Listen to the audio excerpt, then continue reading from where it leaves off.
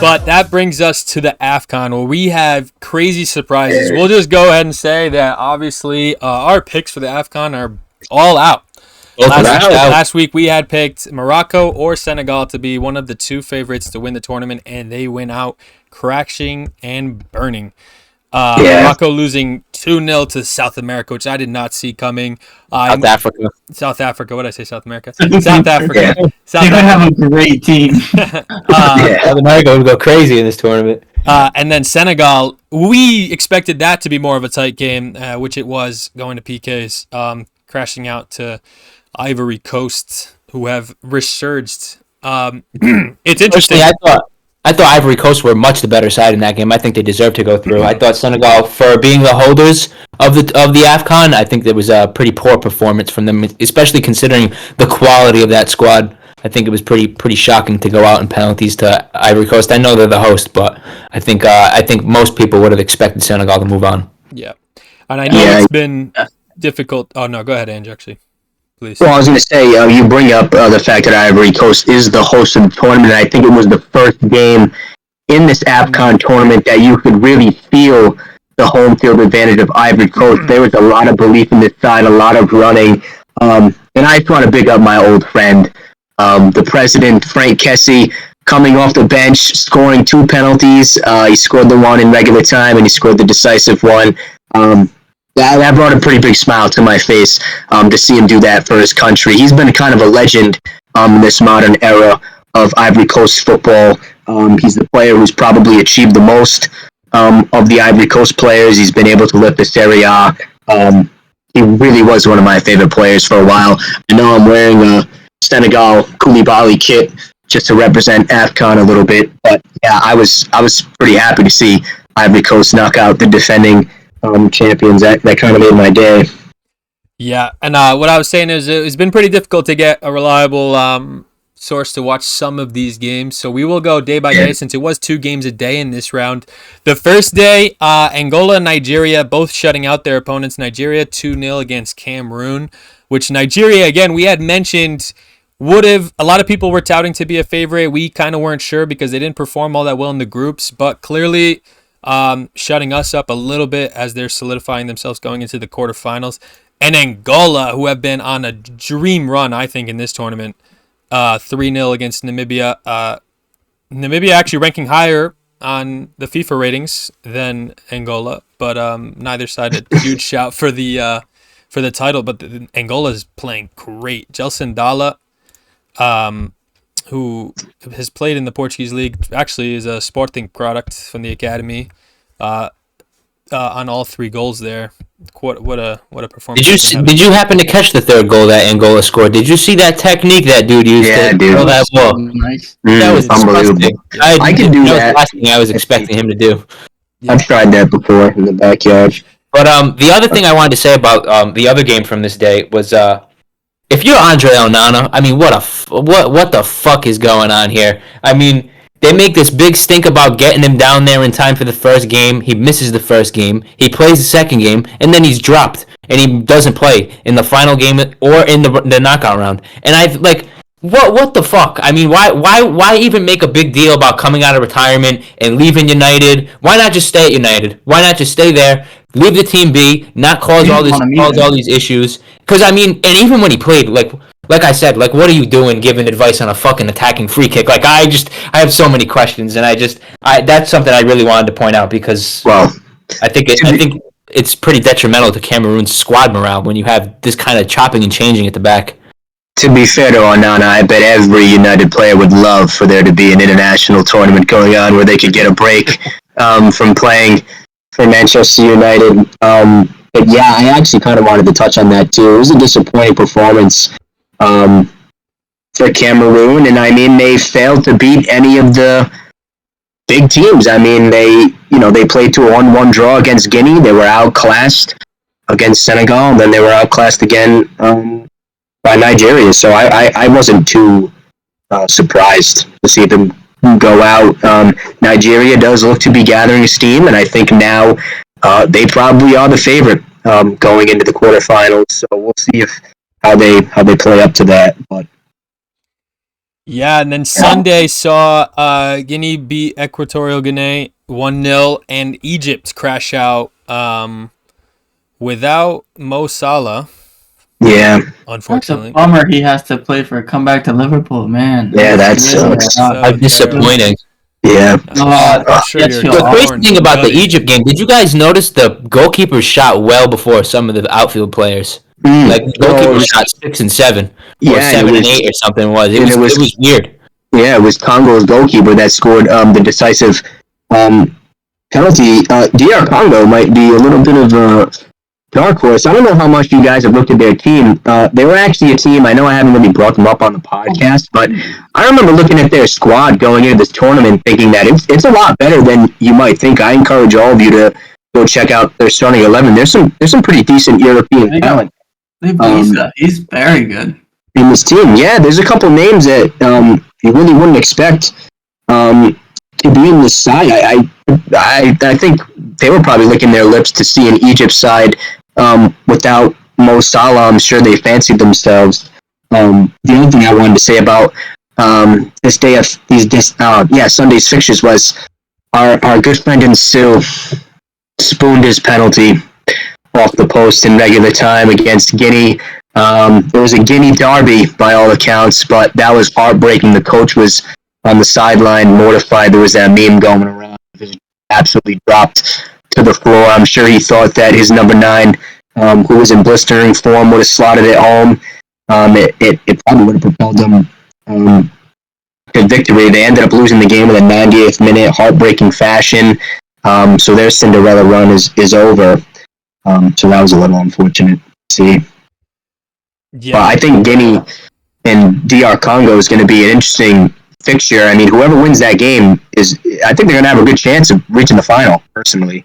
But we'll see how things play out. I think it's a fun tournament because it's like all of It the is. favorites, and like I'm looking at the teams and it's like I don't know the players, but it's kind of sick that I don't know the players. You know what I mean? It's the teams that aren't supposed to be winning that Right. are winning. Right. Yeah, I love it. It's bring that up. Nice. To bring that up too, like we had been talking about this earlier in our group chat, but the quarterfinal teams are completely different from 2 years ago. Every single one of them is not the same. So I think that just goes to show you how entertaining and unpredictable the AFCON can be. Right, if we compare it to like the Euros this summer, I bet like the Euros we kind of know who we don't know, but like it won't be a surprise. There's no shot that the last quarterfinalists, Right. all of them don't miss it. Yeah. I don't think You're right. 100%. there's a zero chance of that. right, absolutely. And then Monday came Cape Verde, another team. I'm just hype about our Portuguese-speaking countries. I know some of these guys. They come up through the Portuguese league ranks. Cape Verde on also a dream run. They are coasting. Cabral, actually, his performance, we were talking about how this AFCON should get more credit and more viewership so that players can make moves. Giovanni Cabral actually just got a move to Galatasaray from Sporting. He was on loan at Salernitana, but because of his performances for Cape Verde in this AFCON so far, so I guess that's a testament to what we were saying. But Yeah. Cape Verde have been playing out of their shoes, out of their socks. And that same day was also the day we saw Ivory Coast knock out Senegal, as we mentioned, in PKs. I know we already kind of broke down that team. Kessie with some clinical penalty kick taking from his Milan days. But Yeah, the only thing I wanted to say is this Cape Verde team's sneaky too. Now, I am kind of an MLS fan, so I was familiar with the fullback Moreira and Jameson Montero. They're coming off the back of really solid MLS seasons. Moreira actually won MLS Cup with Columbus Crew, so it's nice to see him continue his form. And I know Nate and I last year were pretty big Toulouse fans. We were kind of fans of their little Cinderella story. They were able to lift the trophy. And this Cape Verde team feels Logan Costa in their back line. I know he's a young center back. I can't say I've gotten to watch too much of him play, but the couple times I have, I've been pretty impressed. So it is cool to see, these teams with not too much talent, but some recognizable names, like really make a run. And I mean, to be hosting South Africa in the next round, I mean, Cape Verde have a really good shot at reaching a semifinal, I think for the first time in their history. Yeah, and they play like a team, I think. It's a lot of times you see these AFCON teams with like a little bit of talent here and there mixed in. Those players probably get direction from the coach to try to carry the team on their own, but it's nice to see that some of these squads, Cape Verde in particular, are really playing like a unit, which changes the game completely because that cohesion is something you don't normally find in this tournament always. But I think they're playing fantastic. And then yesterday, as of time of recording, so Tuesday, we saw Mali, Ange's dark horse. He must have been very satisfied with that win 2-1 over Burkina Faso. And then Morocco, who was my pick, and it was yours too, right, G, to win the tournament, just crashed out. I just don't know what happened. They were just, they let us down, Nate. Amrabat, who usually locks in that midfield, was sent off on after 2 yellows. Mazraoui just didn't show up. Hakimi missed a penalty. That penalty, man. And Asiri just doesn't get on the score sheet. When your key players, unfortunately, just don't play, that's it for you. You know what I mean? And Onahi had a good game, who I've been highlighting as a really good youth talent. But credit to South Africa, who had a great game. And pulled a little Ronaldo celebration, which even though I wanted Morocco, wasn't that epic? I wanted Morocco to awesome. move on, but it was nice after Morocco knocked us out of the World Cup to see Ronaldo's influence on the pitch after they got knocked out. So that was something for the real thing.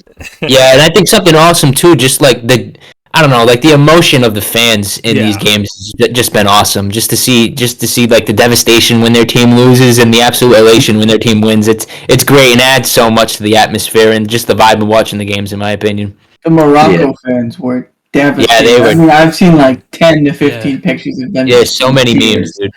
I mean, but what a roller coaster these Morocco fans have been on. I mean, they were a half of football away from a World Cup final, and now, I mean, I'm sure they would have thought that they were going to at least reach the final of the AFCON, and to be crashing out. Who knows what the future has in store for Morocco. But you said that for Ivory Coast as well. I mean, if you look at them, most people thought they were going out after their third game as the hosts, and now they're through, and they made a complete 180. Their coach too. They sacked their manager. And they're still in AFCON. Unreal. They wanted to take their old manager in on loan, which I've never even heard that. I've never heard of that. That's just AFCON in a nutshell for you. Unreal. Yeah, and, all these little things. And Hervé Renard's actually a great coach. I think he's won the AFCON twice. I think he won it with Zambia, and I think he's one of the only managers. He won it with Ivory Coast as well too in the past. But yeah, Ivory Coast are obviously going to play Mali, who also played on Tuesday. They are my dark horse. Ivory Coast was kind of one of my dark horses too, so at least I can say one of my dark horses will reach the semifinal. You named every team left as a dark horse. No, I have not. They're all dark horses. Cape Verde's a dark horse. Mali's a dark horse. Is Guinea a dark horse? They are, but Mali's mine. That's the difference. All right, you lock in. But yeah, they had a real captain's contribution from Traore. He is probably the most experienced player in this team, so it was cool to see him contribute again. And yeah, we'll see. I'm pretty excited for Mali Ivory Coast. Yeah, AFCON in general has been fantastic so far. Nothing bad to say about it. It's lived up to the hype and more, in my opinion. Yeah. So I will go over. We have hint and mention in conversation. What are the quarterfinal matchups? We'll solidify them now. First ones are on Friday, February 2nd. It's Nigeria take on Angola, and then the Congo take on Guinea on the other side of the bracket.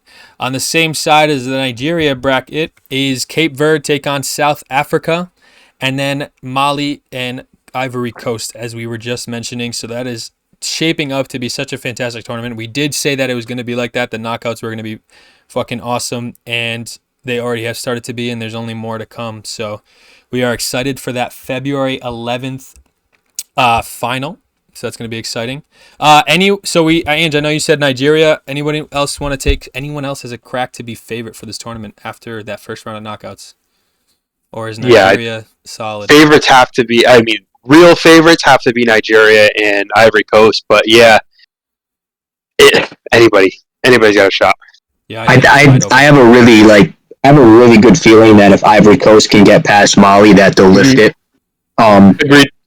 just being at home. But yeah, those are the two favorites. If you ask me who I want to win, it would be one of Mali or Ivory Coast. But Nigeria are cool too. They're a cool story. They're probably one of them. They're probably it's about time that they lifted a bit of silverware. So It'd be good for Osimhen as well to win AFCON. Yeah, I'm happy, honestly, with whoever wins at this point now. Yeah, completely satisfied with the tournament so far. I honestly, no matter who wins, I'll be more than happy with just being able to experience it. Yeah. But I would love to see either Cape Verde and Angola finish at least third. Hopefully, I love it. Right. That would be cool. But yeah, guys, if you love content like that, if you just love football, if you just love soccer, and you want to see more of our conversations, come check out the Son of a Pitch podcast channel on YouTube, Instagram, TikTok, all across different platforms. We will have weekly roundups of the weekend. We have all kinds of videos, discussions, breakdown, tactical analysis, all the good stuff. Come check us out and keep on being Son of a Pitch.